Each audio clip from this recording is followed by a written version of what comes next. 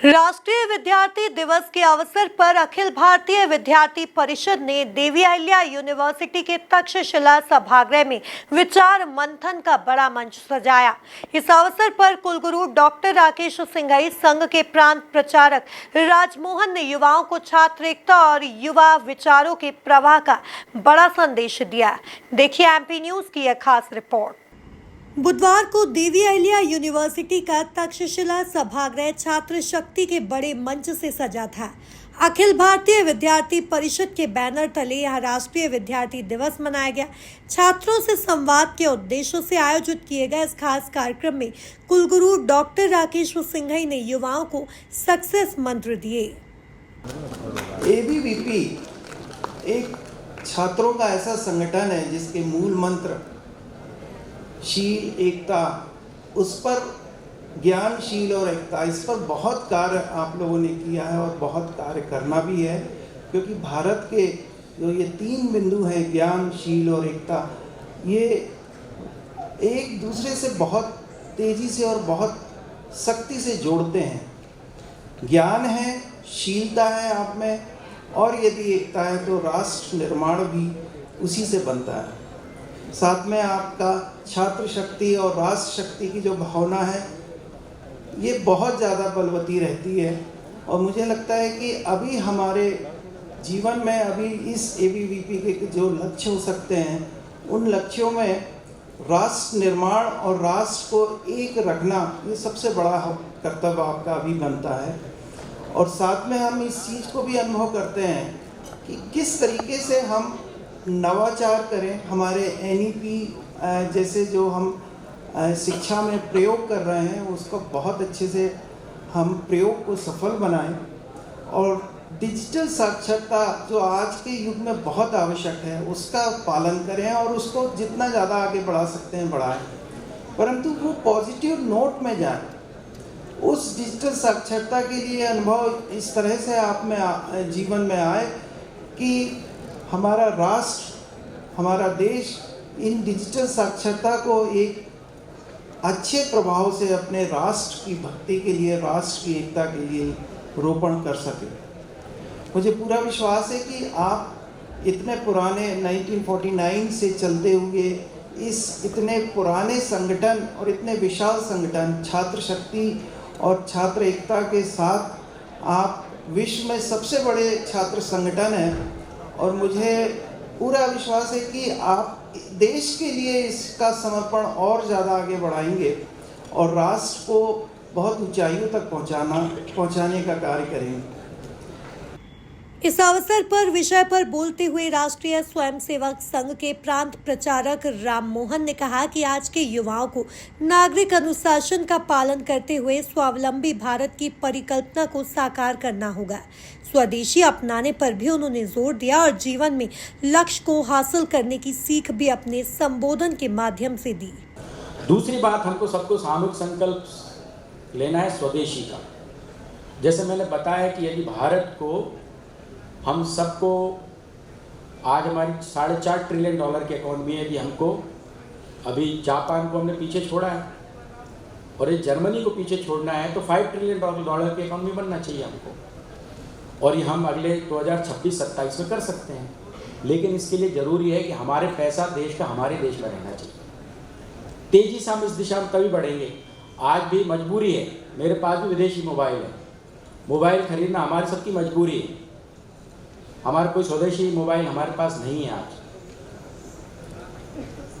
तो, लेकिन जो खरीद सकते हैं वो कौन कौन सी वस्तुएं हैं दैनिक रोजमर्रा जो हमारे प्रयोग में आ रही हैं, साबुन, शैम्पू, और भी जो कॉस्मेटिक्स है, बहनें जो हमारी हैं वो कॉस्मेटिक्स लगाती हैं,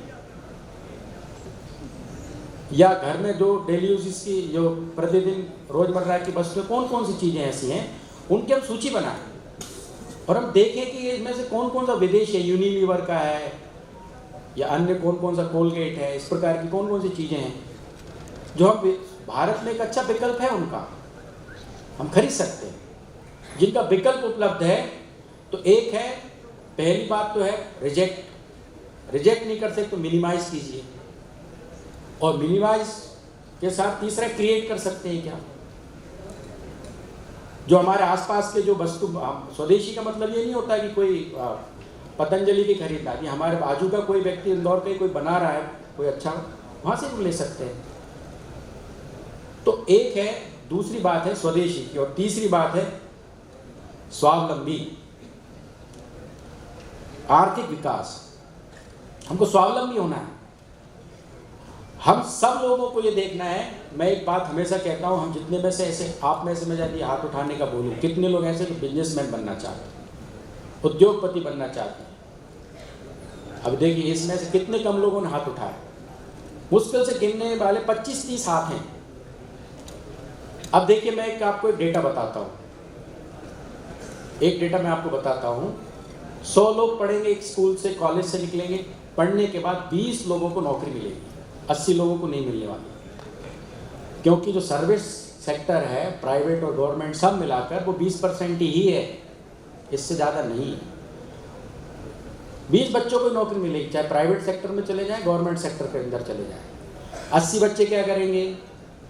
इन 80 बच्चों का डिस्ट्रीब्यूशन ठीक होना चाहिए। इनमें से 25% लोग उद्योगपति बन सकते हैं क्या?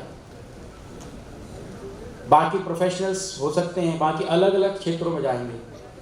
ये सारे क्षेत्रों में, कृषि के क्षेत्र में जाएंगे, अलग अलग क्षेत्रों में जाएंगे, कोई अपनी छोटी इंडस्ट्री शुरू करेगा। लेकिन ये ऐसा नहीं कि हमने 4 अटेम्प्ट देने के बाद हताश होकर हम व्यवसाय शुरू कर रहे हैं तो हम बिजनेसमैन भी नहीं अच्छे नहीं बनते।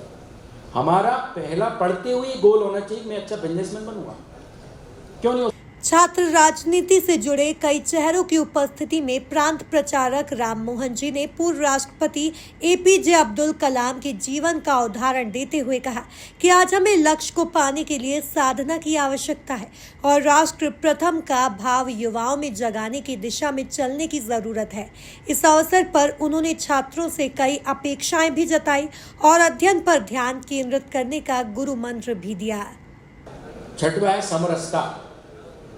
डॉक्टर जी ने जब संघ की स्थापना की और जब वो हिंदू समाज के संगठन का काम करने चले, उन्होंने कहा देश की तरक्की, भारत का आगे बढ़ना इस बात में निर्भर करेगा कि भारत की सभी भेदों से ऊपर उठ कर के सामाजिक समरसता, ये भारत के सुसंगठित समर्थ राष्ट्र बनने की गारंटी है। जब तक भारत समरस नहीं होगा तब तक हम ताकतवर बन ही नहीं सकते। भेदों में बटा हुआ समाज कभी ताकतवर नहीं बनता है। 2 भाइयों के अंदर यदि भेद है, यदि आपस में फूट है, तो वो कभी भी और सम्मान प्राप्त नहीं कर सकता या वो धाक स्थापित नहीं कर सकता है। ऐसे हमारा समाज, हम जातियों में बटा हुआ अपना ये समाज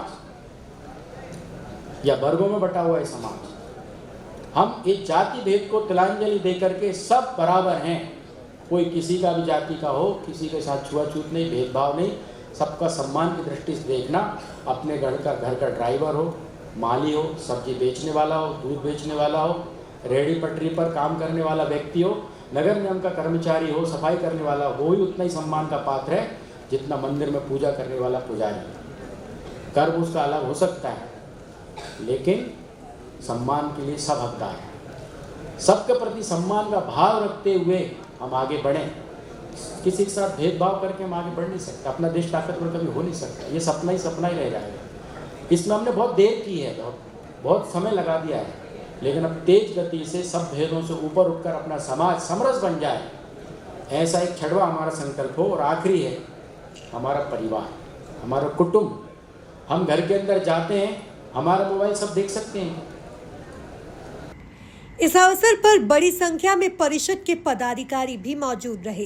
कार्यक्रम में डॉक्टर ब्रिजबाला तिवारी ने भी युवाओं के स्वास्थ्य जागरण को लेकर अपना संबोधन दिया और युवाओं को सेहतमंद भविष्य के टिप्स दिए।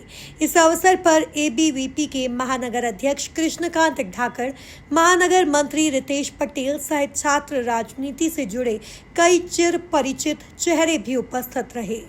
Bureau report, MP news, Indore.